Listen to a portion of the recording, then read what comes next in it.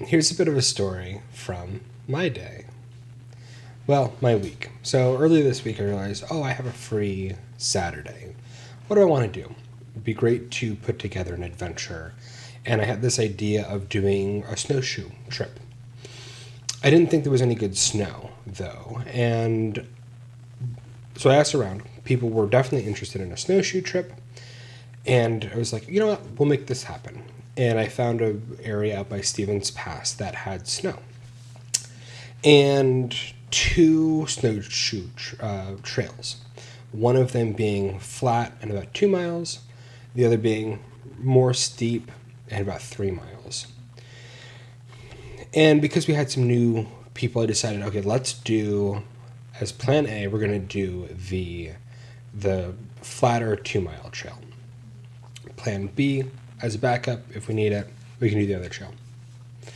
And so I started sending out invites, invited a bunch of people, and got a bunch of people interested. One complicating factor, today is Valentine's Day, the day of the hike. And so most people had plans, and that's entirely fine.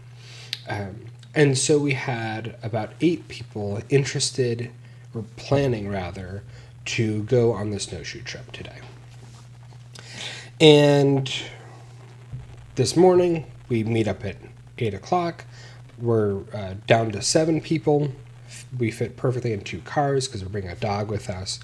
We've got all the gear that we need. Someone went and rented all the snowshoes for those who didn't have them at REI. And we brought snacks and water and all that stuff. And so we we drive 2 hours out to Stevens Pass. And we get to the Plan A hike, and there is no snow. There's like melting snowbanks, and that's about it. But the fresh snow that had fallen last night, we got about 3, like Stevens Pass as a whole, got about 3 feet, or 3 inches rather, but hadn't touched this spot. And so we take one look at this area, and we're like, we are going to do Plan B instead. And we have the time that we need, or really. So we get out we drive an extra 15 minutes. And before we've driven even a mile from Plan A, there's snow, and it's beautiful. It's like absolutely gorgeous as we're driving through Stevens Pass. We go a few miles, and we get to this other hike that we're very, pretty close by. And there's plenty of snow, and it's just a gorgeous area. So we all get ready, put our snowshoes on, and start launching into the snowshoe trip. And it's about 3 miles. There's a lake at the end, and there's about 1,000 feet of elevation gain. And so, even in the summer, this would be a moderate hike. Now we're doing with snowshoes, so it's it's a hard it's moderate to hard hike. And we couldn't always see the trail because it was not a very popular hike, and that's one of the reasons we wanted to do it, because it was so quiet. So we started doing this trail. It's gorgeous. Everyone's enjoying it. It's slow going because we're in snowshoes and we're going uphill a lot. And Max Fagan was there and has had these elastic bands that were so helpful, because some people realized we didn't need snowshoes for the first portion, and so people would put them on their backs using the elastic bands. And so we get through, we're going along. We realize, we probably don't have enough time to do the full hike, because we had a hard cutoff. And we're about halfway through. And one of our members of the party realizes that they've left behind an item. Okay, well, we're going to come back the way we came. Is it something that we want to pick up later? Well, they left behind their diabetic bag with their insulin and some other, sugar and whatnot. And so we realize we probably don't want to keep going without it. But it's probably just a little bit behind. And at this point, we had just gotten to the top of a top of a hill. So Max volunteers to run back down and see if he can find it. And so he runs down the trail, goes down the hill, runs down the trail, out of sight, seeing if we dropped it on the trail somewhere. And we're talking at the top of this hill. And I hear not a cry, not a shout, more of a loud statement. I need help. And I look down the hill, and Max is holding his shoulder, walking towards us. And so we come down the hill, and Max has dislocated his shoulder and is in a significant amount of pain if he moves it, if he goes in at a different angle. So he does what he can to try to reset it without success.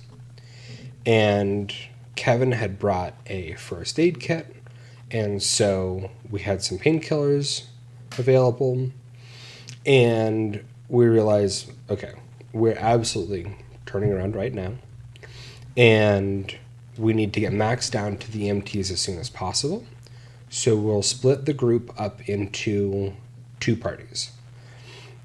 2 of us are going to go with Max. We're going to get him down, and then the rest of the party will come at their own pace and see if they can find the missing diabetic bag.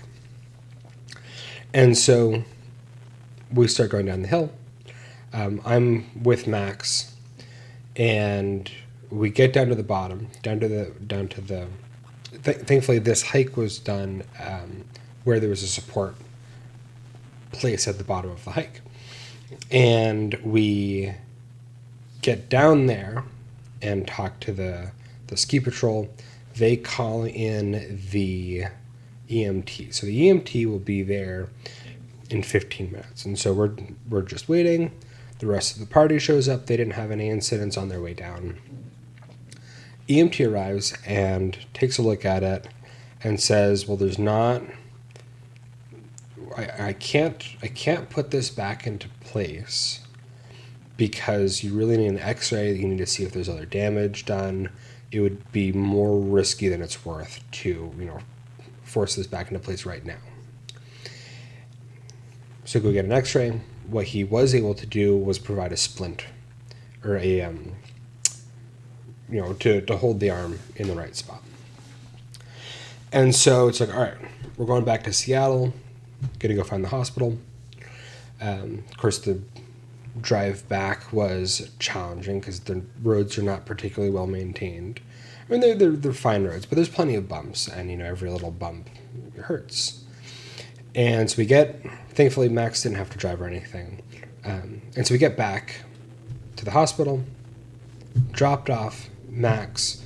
The rest of the party was not able to go in because it was just Max that was hurt, and so they only admitted Max. And so we went out and grabbed dinner and ice cream.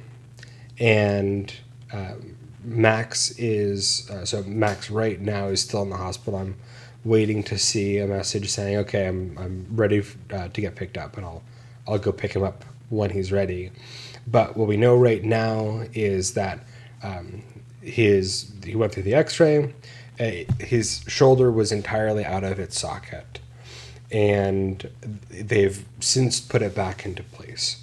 And so we'll see when he's ready for pickup. But yeah, that was our day. It was a beautiful hike. It was, in my opinion, a very well handled emergency issue. I thought we all, were. It was good to see us, working so well together in what could be, was a very high stress situation.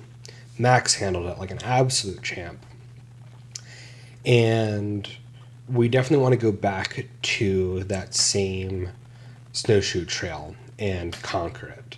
And so when, at some point, hopefully Max is feeling better and available, I'll do another snowshoe trip and invite some friends and make sure we have more time on our calendar and that we have more than a week to go plan it and that it's not on Valentine's Day. and we're going to go conquer that challenge. And that will be the follow-on. But this was the story of the Valentine's Day Snowshoe.